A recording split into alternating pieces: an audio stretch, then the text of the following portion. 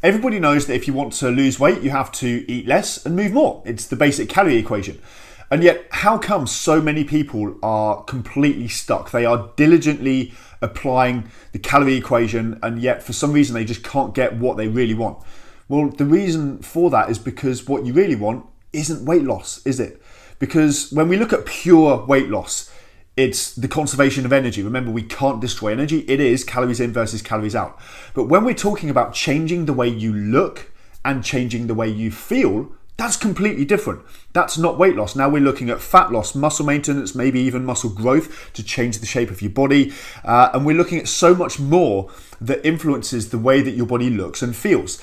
And so hopefully a lot of you are aware of things like metabolism. So if you go too aggressively on the energy inside of the equation, so you diet harder and harder and harder, you drop your calories more and more and more, that has a harmful effect on your metabolism. Your body's ability to burn and expend calories is diminished. But then there's even more than that. We need to maximize and optimize hormone health, digestive health, immune system function, and so on.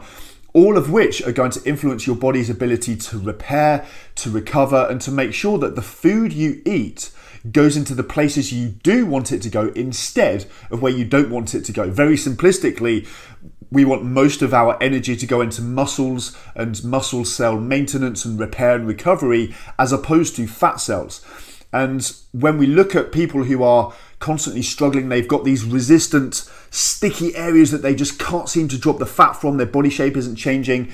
We look at them and they're going too aggressively on the calorie equation. They're just exercising more and more and more and more. They're dropping their calories more and more and more and more. So they're really stressing their body out. Their body isn't capable of repairing and recovering.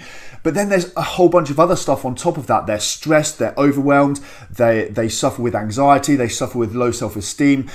They're disorganized. They don't have a sense of purpose. They feel like their life is running out of control, or that they're not able to control certain areas of their life. And so all of these things are going to have a hugely negative influence on all of these things that I just mentioned in terms of your body's internal health and how your body functions, which in turn is going to influence where the food goes in your body and how your body looks. So it's really, really important that we take this holistic approach and that we don't just get obsessed about that one thing that everybody talks about, which is eat less and move more. There's so much more at play, and you have to look at the big picture. You have to improve your physical health and your mental health as well.